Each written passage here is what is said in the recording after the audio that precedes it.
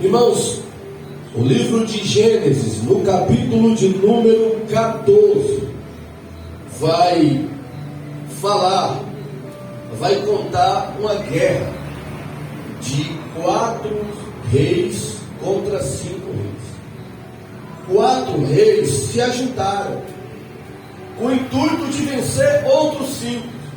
E na região que tinha esses 5 reis, estava Sodoma, estava Gomorra, e eles queriam vencer e tomar para si tanto pessoas quanto despojos de guerra.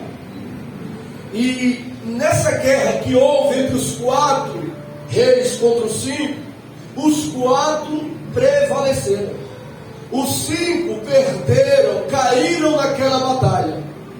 E o que houve? Os 5 que prevaleceram pegaram de Sodoma um personagem e levou como prisioneiro que chamava Ló.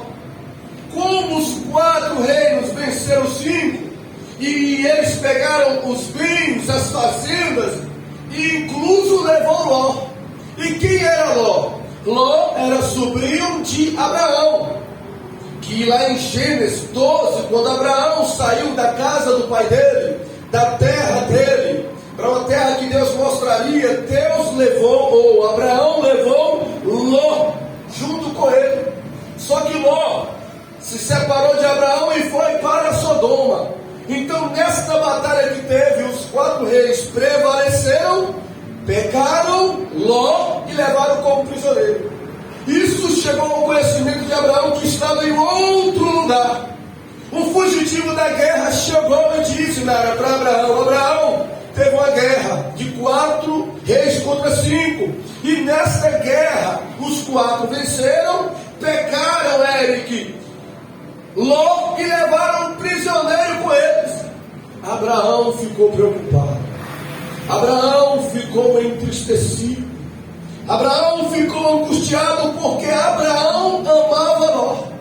E Abraão ficou sabendo que 4 exércitos, que 4 reis levaram Ló com eles como prisioneiro. O que Abraão fez? Abraão ajuntou dos seus servos e homens 318 homens. 318 homens, armaram eles e falou: vamos atrás de Ló, vamos em busca do meu sobrinho, eu não vou deixar Ló na mão dos inimigos. E foram 318 homens a lutar contra 4 reis. Abraão, que tinha promessas de Deus, chegou à noite e dividiu essa quantidade de 318 em 2 grupos. E à noite Abraão começou a lutar contra eles. Pasmem, mas acredite, Abraão prevaleceu.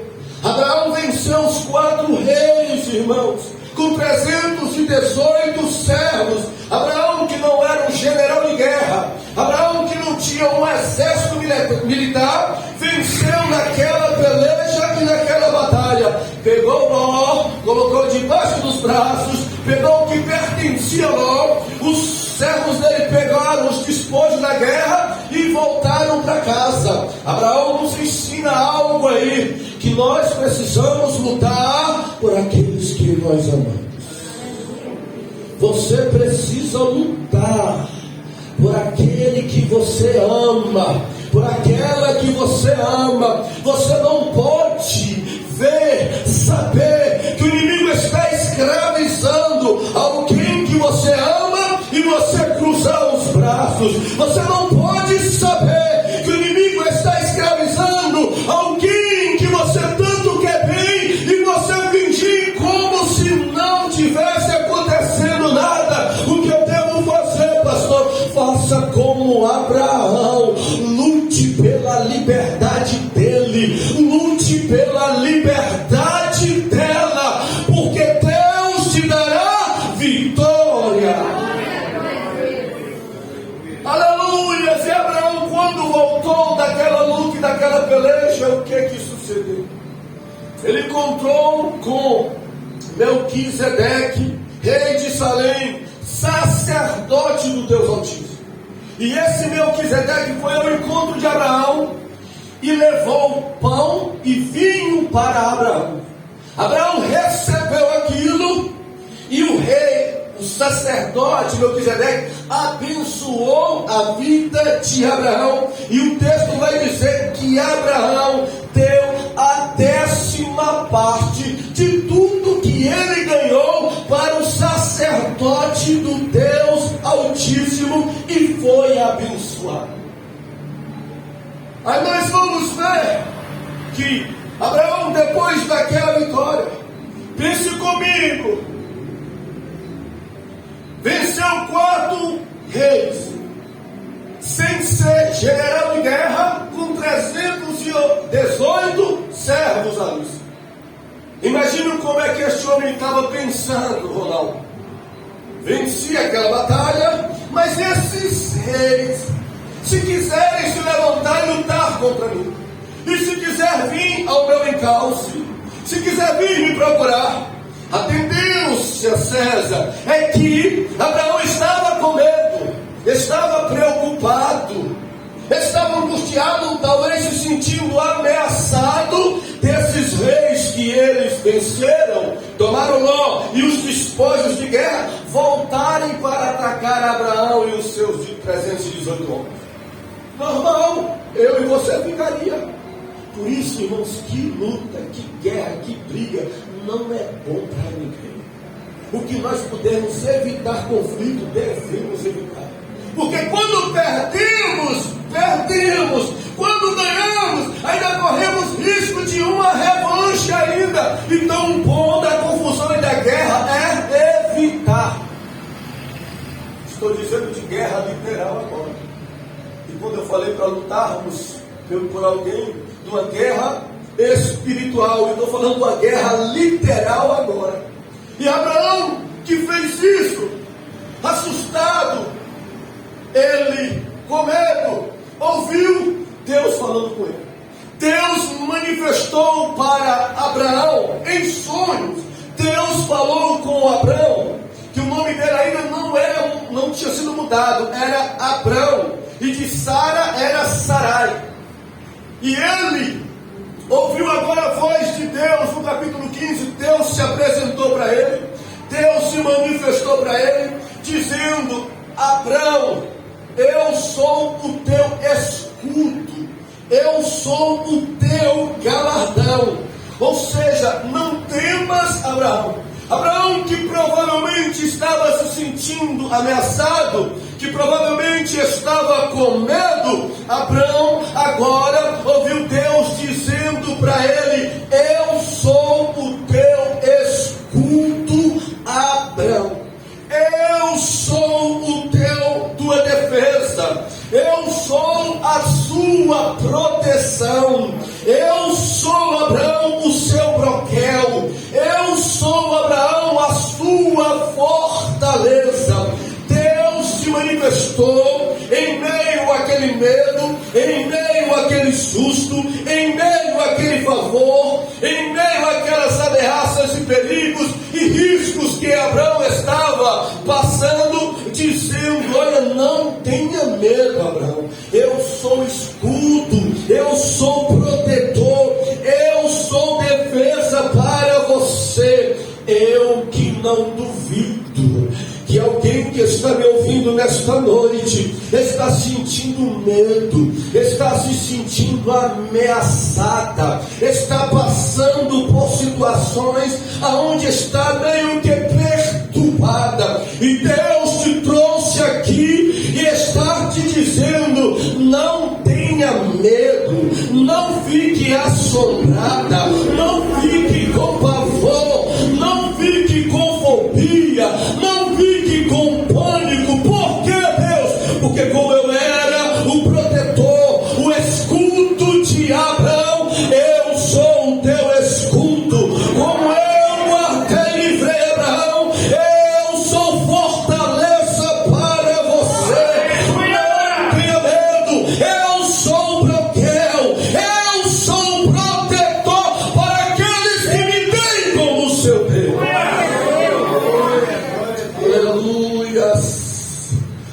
Deus é o teu escudo, Deus é a tua proteção, aleluias. E naquela conversa que Abraão teve com Deus, Deus se manifestou para Abraão em visão. Depois que tudo aconteceu, Deus estava conversando com Abraão, Deus estava dialogando com Abraão. Abraão aproveitou a oportunidade da manifestação de Deus, da conversa com Deus, do diálogo com Deus. E o que Abraão fez?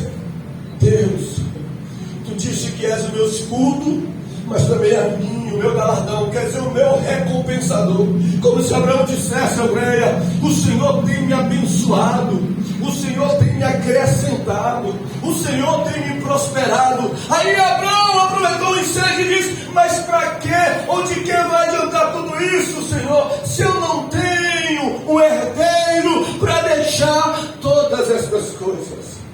Abraão nos ensina aqui, nos momentos de manifestações de Deus, no momento de diálogo com o Senhor, no momento de conversar com Deus, nós externarmos para Ele as nossas limitações, as nossas dificuldades, os nossos problemas. Olha que coisa maravilhosa! Deus manifestando, Deus falando com ele, e ele aproveitando o ensejo para colocar diante de Deus algo que ele estava tanto querendo, algo que ele tanto anseiava e almejava. Senhor, eu preciso disso. Senhor, eu quero isso. Senhor, eu desejo isso. Eu quero te dizer que hoje é um dia, é uma noite oportuna para você colocar diante de Deus o que tem afligido a tua alma. Hoje é uma noite oportuna, é um culto oportuno para você dizer para Ele, quando Ele falar, quando Ele manifestar, quando Ele agir: Senhor, eu quero colocar diante do Senhor esta minha deficiência, esta minha dificuldade, esta minha limitação, este meu problema. Me ajuda, Deus. Aí o que o Senhor falou para Abraão? Abraão, eu vou te dar um filho, Abraão. O seu herdeiro não será o seu funcionário, não. O seu herdeiro não será o seu servo, não. O seu herdeiro, está dizendo Deus, sairá das tuas entranhas. Eu vou te dar um filho. Abraão, Deus respondeu para ele e disse que iria fazer o que ele estava pedindo e dizendo para Deus. Mas a pergunta é: por que Abraão não tinha filhos? 318 servos. Por que Abraão ainda não tinha filhos? Com em torno de mais de 80 anos de idade. Por que Abraão não tinha filhos? É aí que nós vamos entrar no versículo 1 do capítulo 16, que nós lemos. É nesse contexto. O versículo 1 vai dizer que Sarai, a sua mulher, a mulher de Abraão, não lhe tinha dado filhos. Ela possuía uma escrava chamada Agar. Como era o nome da escrava? Como diz na sua Bíblia? Agar. O texto vai dizer no versículo 1 que o motivo, que a razão de Abraão não ter filhos era a sua esposa, era a esterilidade dela. Sarai não podia ter filhos. E eu fiquei a pensar, meditando nesse texto. Se Abraão, como diz no versículo 15, capítulo 15, estava sofrendo, estava dizendo para Deus porque eu não tinha um herdeiro, imagina Sara. Se estava sendo difícil para Abraão, eu fiquei a pensar, imagina Sara, que vivia numa cultura aonde uma mulher que era estéril era desonrada. Sara estava sofrendo muito mais do que Abraão por conta daquilo. E para Sara, se o motivo de Abraão não ter um filho, às vezes eu vou estar falando Abraão e não Abraão por conta da prática, o costume de sempre falar Abraão. Se Abraão estava, ou se o texto fala que o motivo de Abraão não ter filhos era a sua esposa que era estéril, e para Sara, qual era o motivo dela não gerar filhos? Qual era a razão para ela não gerar? O versículo 2 ela vai dizer, olha irmãos, preste atenção no que Sara vai falar. E disse Sarai a Abrão: eis que o Senhor me tem impedido de gerar. Entra, pois, a minha serva, porventura terei filhos dela. E ouviu Abraão a voz de Sara. Sara está dizendo que o motivo dela não gerar filhos, o motivo dela ser estéril, era Deus. Ela não ser estéril era Deus. Ela estava dizendo, Deus é a razão, é o motivo de eu não poder gerar filhos. Ela atribuiu a Deus. E eu fiquei a buscar, irmãos, na Bíblia não diz, pelo menos eu não encontrei, dizendo que foi Deus quem fechou a madre de Sara. Eu não me encontrei. Dizendo que Deus, como teve um episódio em que Deus fechou a madre de todas as mulheres do rei, de todas as pessoas que estavam naquele lugar, porque ele tomou Sara por mulher e Deus travou, fechou a madre de todas as pessoas do reino dele. Só que de Sara a Bíblia não fala que Deus quem fechou a madre. E aí, Sara, que tinha tantos motivos para dizer que porque ela não gerava filhos, ela estava dizendo, eu não gero filho porque ele não quer. Eu não gero filho porque ele está impedindo. Eu sou estéril porque ele não está. Ele tem impedido porque isso aconteça. Sara poderia falar sobre inúmeros motivos pelo qual ela era estéril. Quais, por exemplo, existem alguns fatores pelos quais mulheres não podem gerar filhos. E fatores hormonais, fatores infecciosos, fatores anatômicos, fatores genéticos, fatores imunológicos. E Sara só estava dizendo que ela não gerava por causa de Deus. Que era Deus que estava impedindo. Era Deus que não estava permitindo. Era Deus que não queria que ela gerasse filhos. Ela estava atribuindo aquele mal, aquele sofrimento à pessoa de Deus. Uma coisa nós precisamos aprender. Porque existem muitas pessoas como Sara, que atribuem tudo de ruim, tudo de mal à pessoa de Deus. E o fato de Deus ser soberano, o fato de Deus estar no controle de todas as coisas, não significa que é Deus quem está fazendo mal, que é Deus quem está fazendo o que é ruim, que é Deus quem está promovendo aquilo que está levando as pessoas a sofrerem. E muitas pessoas pensam dessa forma: não deu certo, foi Deus, não estou produzindo porque é Deus, estou sofrendo porque foi Deus. E não é assim. Nós vamos ver que existem algumas causas para os nossos sofrimentos, irmãos. E delas não são só Deus. É bem verdade que Deus pode provocar ou promover isso na vida de alguém. Deus pode fazer. E tem várias passagens da Bíblia que diz isso, com o intuito de provar a pessoa, com o intuito de fazer a pessoa aprender alguma coisa. Deus pode, mas nem sempre todo sofrimento, a causa, a razão é Deus, não. E nós vamos ver que tem sofrimento que as pessoas passam, a causa e razão são as decisões delas. Elas mesmas tomam decisões erradas, elas mesmas fazem com coisas e elas acabam sofrendo, e Deus não tem nada a ver com isso. Outro causador, alguém que promove o que é mal, o diabo diabo é um ser espiritual que traz sofrimento e destruição na vida de muitas pessoas. Algo natural também pode ser. Como que nós vivemos em um mundo caído e tem sofrimentos que são de origem natural.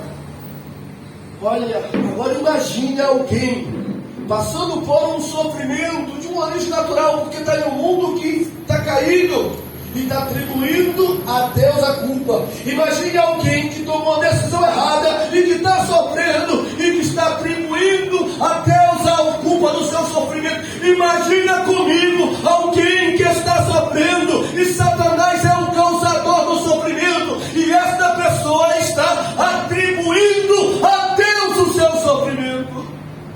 Que injustiça, irmãos! Que grande justiça é alguém fazer isto, atribuir a Deus o sofrimento ou mal que Deus não está causando.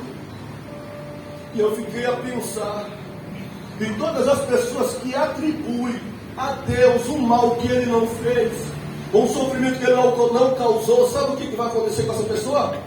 Vai gerar revolta dentro dela. Toda pessoa que se sente injustiçada, principalmente achando que é Deus, ela vai ficar revoltada contra Deus. Aí da revolta vai vir a insubordinação concernente a Deus.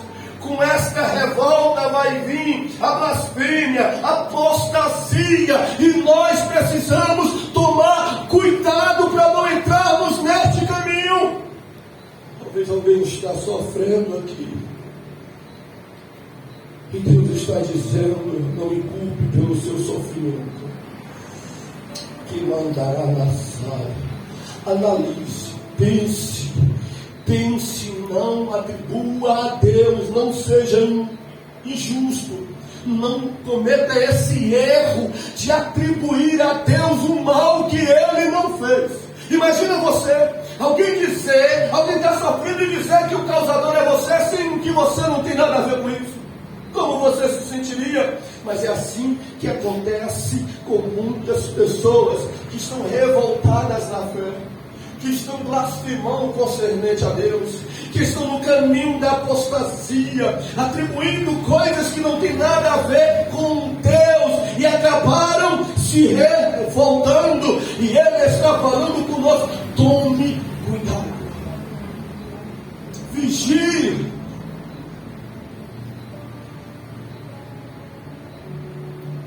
Mas o versículo de número 3 vai dizer algo interessante, irmãos. Vai dizer, ou seja, ainda no verso 2 diz que o conceito de Sara a respeito de Deus fez com que ela tomasse uma atitude. E qual foi a atitude que ela tomou? Ela disse assim: olha, tenha relação, Abraão, com a minha serva. Olha, primeiro, a parte do versículo diz que ela atribuiu a culpa a Deus dela ser estéril. Agora, ela vai chamar Abraão, seu marido, vai falar: deita com a minha serva. Quando eu li isso, eu falei: opa, Sara, peraí, como é que é? Você vai pegar uma serva sua e vai dar para o seu marido de relação com ele? Mas peraí, relação tem quem é casado, sabe?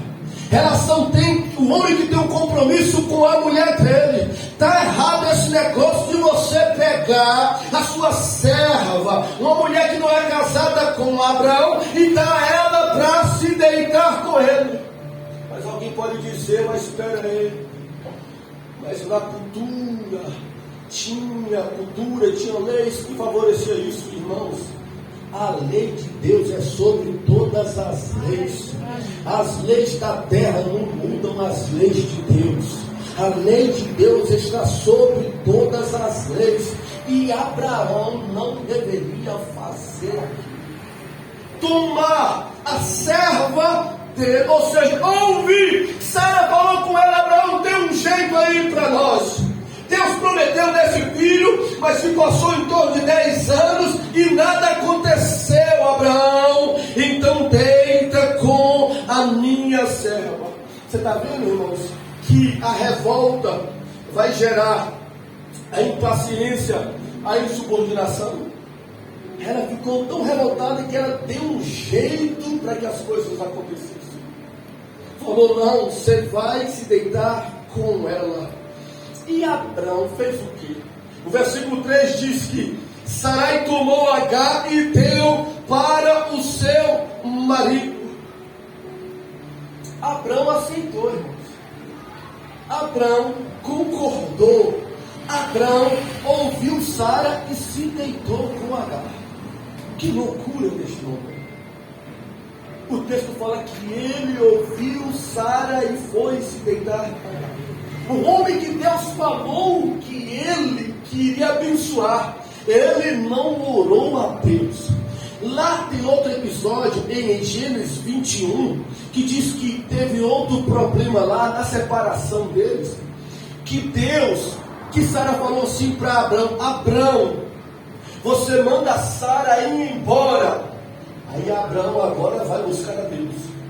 Deus fala com ele. Mas e por que Deus falou com ele naquele dia? Porque Sara falou com ele: manda essa serva embora. Aí ele foi orar a Deus, porque ele não queria que Agar fosse embora. Foi orar a Deus e Deus falou: Abrão, ouve Sara e deixa ela ir. Mas agora que Sara mandou ele pegar ela e tomar como esposa e ter relação com ela, ele não orou a Deus. Ele acatou, ele ouviu e fez aquilo que Sara pediu. Cuidado com quem você aconselha.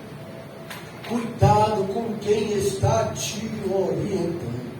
Cuidado quem está falando com você: faça isso, faça aquilo. Pode ser alguém de sua confiança, como era de Abrão. Pode ser alguém importante para você, como era Sara para Abrão. Mas Deus está te dizendo: cuidado com conselhos que você está ouvindo. Ore e busque em mim a direção correta, porque eu vou te orientar. Cuidado com propostas, com orientações.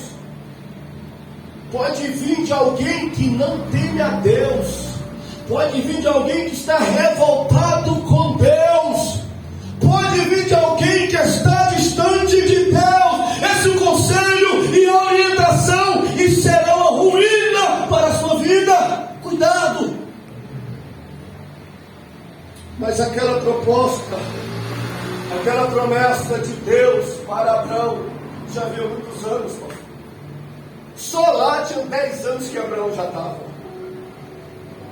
E tem coisas, irmãos, tem promessas que Deus faz para nós, que elas acontecem, irmãos. Promessas, bênçãos, vitórias, que elas sucedem com horas.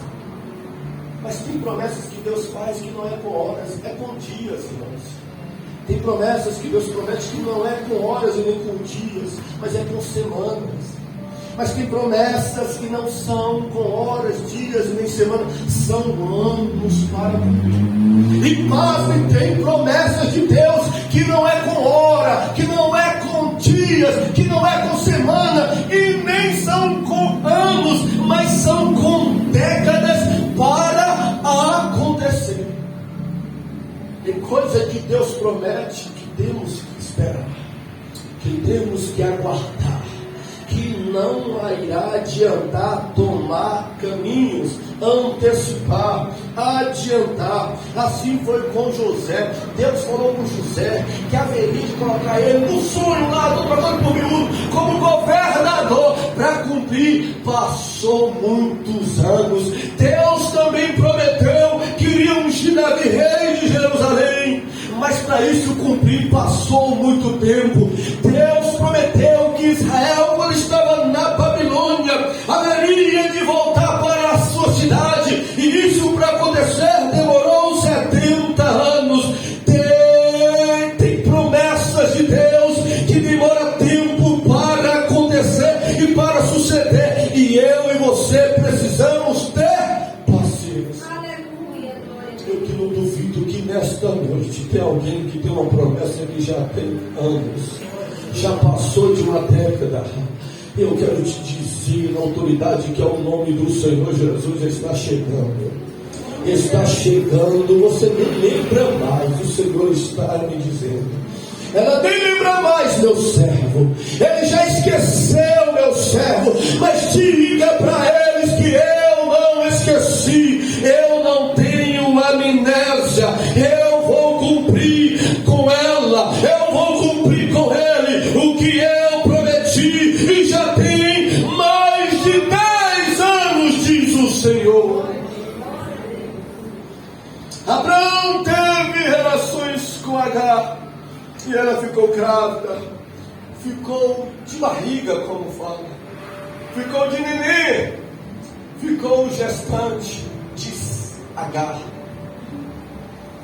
Abraão ouviu ela e fez aquilo. Agora imagina Sara vendo Agar grávida, falando para Abraão: Abraão, você está vendo? Eu tive a solução. Abraão, eu resolvi o problema. Eu tive a ideia de colocar a minha serva no nosso leito e ela engravidou. E agora a nossa casa vai ter uma criança. É o que eles pensavam no momento, irmãos. Porque às vezes é assim que as pessoas pensam quando dá um jeitinho para resolver as coisas de Deus. É assim que as pessoas pensam quando não esperam o tempo de Deus e elas antecipam o tempo, arrumam um jeitinho e acaba dando certo no momento. Foi o que eles estavam pensando. Só que o versículo 4 vai dizer que agora a grávida começou a desrespeitar a Sarai. Imagina, Sara que promoveu ela, Sara que deu essa sugestão, queria tirar ela, ou seja, ela continuaria serva, mas com os privilégios maiores, agora se deitando com Abraão, que passou a ter cuidados melhores. Sara agora passou a ser provocado por Agar. Não se engane, meu irmão, que atitudes erradas irão promover momentos bons para toda uma vida. Atitudes erradas podem promover por um momento uma alegria ou um prazer. Depois as consequências virão e trará com isso tristeza, contendas, problemas. Imagina, Sara estava toda alegre, contente e em paz quando tudo aquilo aconteceu. Mas agora que Agar, grávida, gestante de barriga, começou a desprezar ela, começou a menosprezar ela, e ela começou a sofrer com aquela situação, com aquele plano que ela havia causado.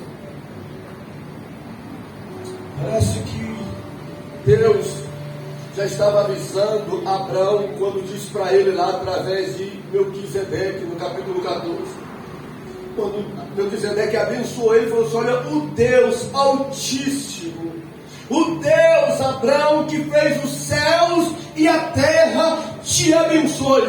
Eu estava meditando e fiquei a pensar, já era um anúncio para Abraão quando o sacerdote Melquisedeque estava dizendo para ele, dizendo: Abraão, Deus, que Deus te abençoe. Esse Deus, Abraão, ele fez os céus e a terra sozinho, sem precisar da sua ajuda e nem da ajuda de ninguém. Irmãos, às vezes nós pensamos que Deus precisa da nossa ajuda para que as promessas dele se cumprem na nossa vida. Às vezes pensamos que para as coisas acontecerem, vamos ter que fazer alguma coisa, vamos ter que arrumar um jeitinho brasileiro, mas Deus não precisa da sua ajuda para cumprir o que Ele prometeu para a sua vida. Deus não precisa do seu jeitinho para que as coisas se concretizem. Sabe por quê? Porque Ele é autossuficiente, porque Ele é soberano, porque Ele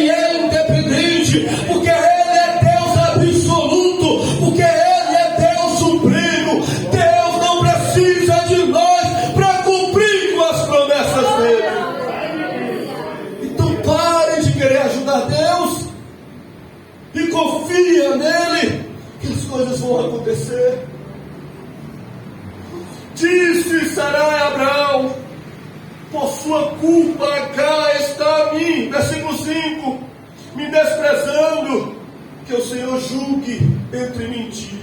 Preste atenção, olha a síndrome de Sara. Lá no começo do verso 2, ela disse: Abraão, eu sou estéril, eu não produzo filhos, eu não gero filhos, porque ele tem me impedido. Estava sofrendo ela. Agora, o problema estava acontecendo na casa dela, o sofrimento bateu de novo, ela tomou uma decisão errada. Agora ela falou: Abraão, o culpado é você, Abraão, por isso.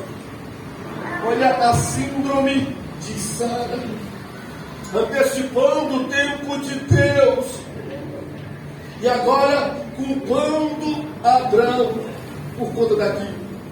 Tem pessoas que têm essa síndrome, irmãos. Pessoas que têm essa síndrome. Tudo que der errado, o culpado é os outros. Não deu certo, foi João. Não deu certo, é Maria a culpada. Não deu certo, não tem ninguém, é Deus que não quer fazer. É uma síndrome, como sabe. Primeiro Deus, agora estava sofrendo, o culpado agora é você, Abraão, porque estamos passando por isso. Isso é uma síndrome e nós não podemos entrar por esse caminho. Biblicamente a Bíblia fala para o homem analisar ele mesmo. Nós precisamos, irmãos, analisar nós mesmos, para nós não entrarmos neste caminho de culpar as pessoas porque as coisas dão errada, culpar a Deus e não reconhecer os nossos erros. Aleluia.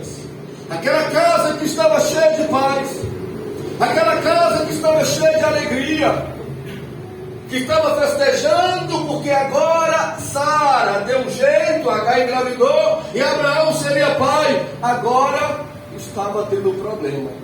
A paz da casa foi embora.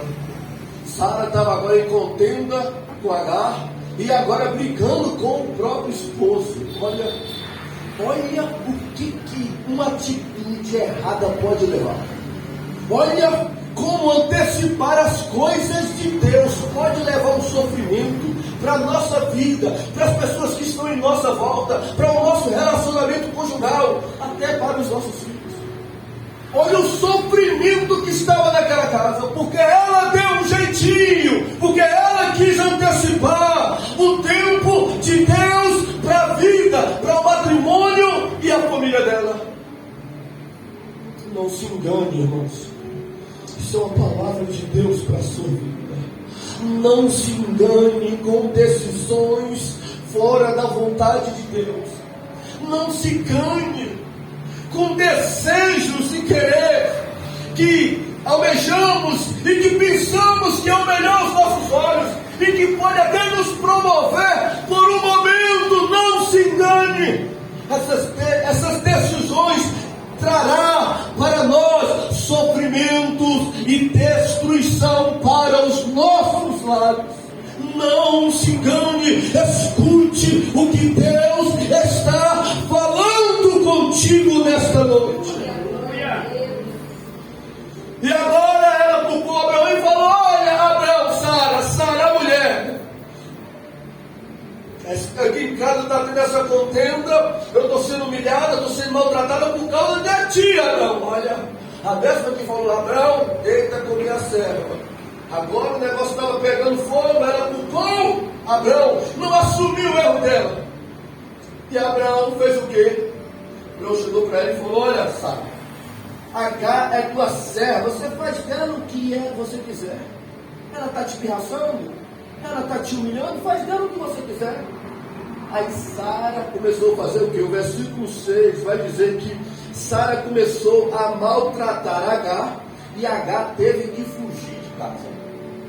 Agar teve que sair da casa, que ela não estava suportando e nem aguentando o que Sara estava fazendo com ela.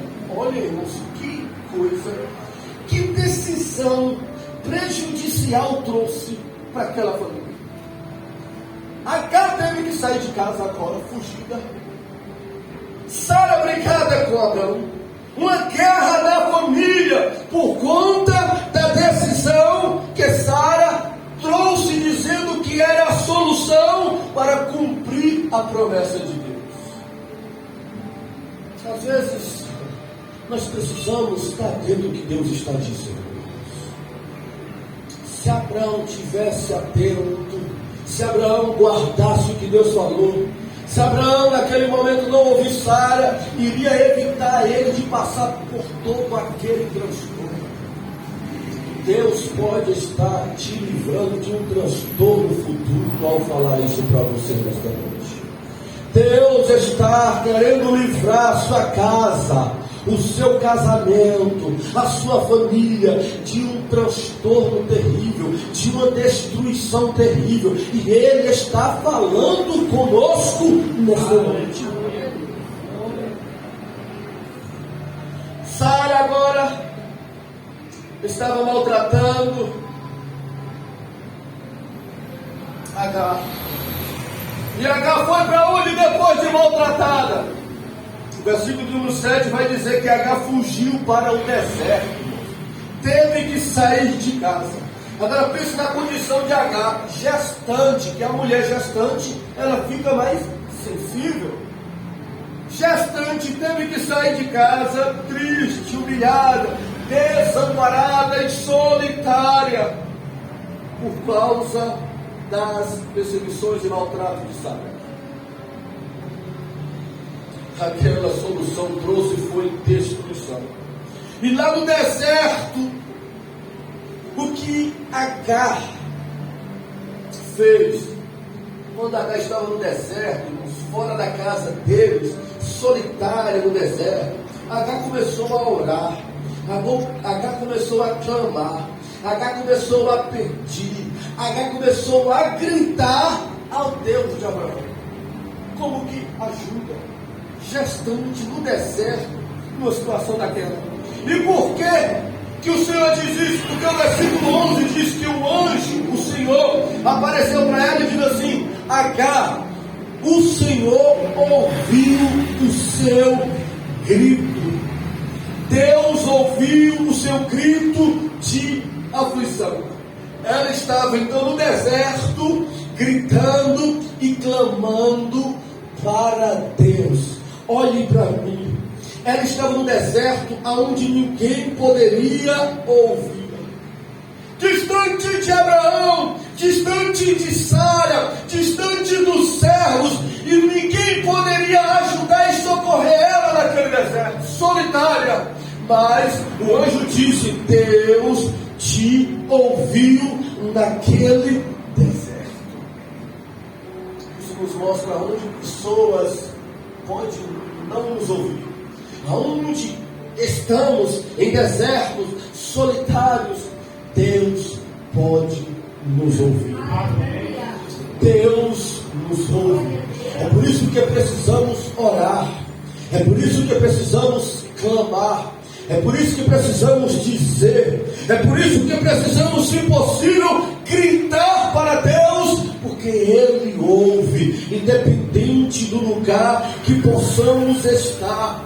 Deus, Ele ouviu ela no deserto, Ele ouviu Manassés orar a Ele dentro de uma cadeia. Ele é Deus que ouve. Ele ouviu Jonas orar a Ele do ventre da barriga de um peixe, do fundo do mar. Ele ouviu Israel aclamar e gritar para Ele lá quando estava dentro do Egito. Deus ouviu Ezequiel, ou rei Ezequiel, orar a ele, Ezequias, melhor dizendo, quando estava dentro do seu quarto. Deus ouviu os apóstolos clamando a ele quando eles estavam dentro da tempestade.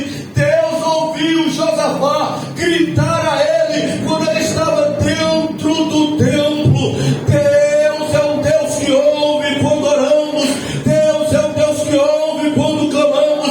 Deus é um Deus que ouve quando gritamos e pedimos a Ele ajuda. Aleluia. Não é perda de tempo você buscar a Deus. Não é perda de tempo você clamar a Deus, porque Ele é um Deus que ouve. Aleluia. Nós vamos ver que nos versículos, irmãos, Os versículos a seguir aí, do versículo 8, 7 ao 12, vai dizer assim que o anjo encontrou com Agar no deserto. O versículo 8 vai dizer que o anjo perguntou de onde ela veio e para onde ela iria. Versículo 9 vai dizer que o anjo dá para Agar uma ordem: você volta e obedeça a Sara, sua senhora. Versículo 10 vai dizer que o anjo faz promessas para Agar. Versículo 11 vai dizer que o anjo dá um nome para o menino que iria nascer de Agar. Versículo 12 diz que o anjo fala das características da criança quando se tornar um homem. E o versículo 13 vai dizer que Agar dá um nome para este anjo, para esse Deus que ela vê no deserto. Ela diz no versículo 13, que nós finalizamos a leitura: tu és o Deus que me vê. Tu és o Deus que me vê. Agar, naquele deserto, solitária, com sofrimento prolongado, sem apoio, sem monitoramento humano, isolada, se sentindo abandonada. A tendência ela era achar: Deus não está me vendo. É assim que nós pensamos quando estamos num sofrimento prolongado, que falamos, que pedimos, que o socorro não chega no nosso tempo e nem na nossa hora, que nos sentimos sós, abandonados, pensamos: ninguém me vê. Isso é uma expressão, mesmo que as pessoas estão nos vendo, mas é uma expressão: ninguém me vê ao ponto de me ajudar. Deus não me vê, não está me vendo porque eu estou passando por isso, por esse sofrimento, por essa situação, e Ele não faz nada. Deus não me vê. Até que o anjo apareceu. E esse anjo, irmãos, no Velho Testamento, era uma aparição do Senhor Jesus. Na teologia fala que isso era teofania. Jesus aparecia no Velho Testamento, mas não com o nome Jesus, que o nome Jesus foi dado a ele quando ele nasceu. Quando ele apareceu no Velho Testamento, ele aparecia como o anjo do Senhor. Foi ele que apareceu para Manoá e disse: olha, ele vai ter um filho. Vocês vão ter um filho. Aí, Manoá, eles perguntaram para o anjo: então me fala, anjo, como é o seu nome, para que depois que isso tudo aconteça, que essa profecia se cumpra, nós venhamos a te honrar. Aí o anjo falou assim para ele: por que me pergunta como é o meu nome, visto que é maravilhoso? O nome maravilhoso tem é Jesus. Isaías falou no capítulo 9, versículo 6: um filho se nos deu, o menino nos nasceu, o principado está sobre os seus ombros. Está falando de Jesus. Aí o profeta fala: e ele será Deus forte, Pai da eternidade, Príncipe da paz. E antes ele fala: e o seu nome será maravilhoso. Josué, quando o anjo aparece diante de Josué lá no Velho Testamento, Josué tira a espada e indaga ao anjo: você é um dos nossos ou você é um inimigo? Josué tirou a espada para lutar contra o anjo. A Bíblia fala: o anjo do Senhor. Aí ele falou: não, eu sou o chefe dos exércitos celestiais. A Bíblia diz que Josué se prostrou diante dos pés do anjo e adorou o anjo. E o anjo não hesitou, e o anjo não impediu com que Josué adorasse a ele. Por quê? Porque lá em João de Apocalipse, João foi adorar um anjo, e o anjo falou: João, não me adora, João, não pode me adorar, eu sou criação, criatura como você, adora tão somente a Deus. Então o anjo de Josué permitiu que Josué adorasse ele. Por quê? Porque aquele anjo era Jesus. O mesmo anjo que lutou com Jacó lá no vale de Jacó. Lutou com Jacó, Jacó querendo ser abençoado, e o anjo disse assim: olha, Jacó falou: se tu não me abençoar, eu não vou te deixar. E o anjo falou: eu vou te abençoar porque tu lutaste com Deus. O anjo autotitulando Deus, coisa que anjo não pode fazer. Tu lutaste com Deus, comigo Deus, e eu vou te podia abençoar, e anjo não pode se titular Deus. Isso era Jesus no Velho Testamento. E agora aqui novamente, Jesus no Velho Testamento apareceu para ela e ela diz: tu és o Deus que me vê. Jesus, ele estava com olhos sobre aquela serva egípcia que clamou a ele, o Deus de Abraão, e ele estava com os olhos, e ele foi ao encontro dela, e ele abençoou ela e restaurou ela. Quanto mais de você que é a igreja dele, quanto mais de você que é a noiva dele, os olhos dele estão sobre nós, sobre você. Ele vê tudo, irmão. Jesus vê tudo e vê todos. Não pense que você está sofrendo, não pense que você está passando por isso, não pense que as coisas estão demorando a sua vida, que Jesus não está te vendo. Jesus está te vendo, Jesus está te sondando. Aleluia. Ele vê as nossas dores, ele vê a nossa solidão, ele vê o nosso sofrimento, ele vê a nossa humilhação, ele vê todas as coisas. Os olhos dele estão sobre nós. Ele vê quando somos honrados, mas ele também vê quando somos humilhados. Ele vê quando nós nos alegramos, celebramos e comemoramos, mas ele vê também como ele viu Agar, quando nós choramos, quando nós sofremos, quando nós clamamos a ele. Ele é o Deus que tudo vê. Ele ouve os nossos louvores, ele ouve os hinos entoados a ele, mas ele ouve também a nossa oração, nosso clamor, o nosso grito de angústia. Ele está com os olhos sobre você, ele está com os olhos sobre nós, e ele trará uma direção, e ele trará uma vitória, e ele mudará esta circunstância no qual você está vivendo. Jesus está dizendo: porque os meus olhos estão sobre você, eu vou restaurar o lugar de onde te tiraram. Porque os meus olhos estão sobre você, eu vou restaurar a alegria que você perdeu. Porque os meus olhos estão sobre você, eu vou cumprir com aquilo que te prometi. Os olhos dele estão sobre nós.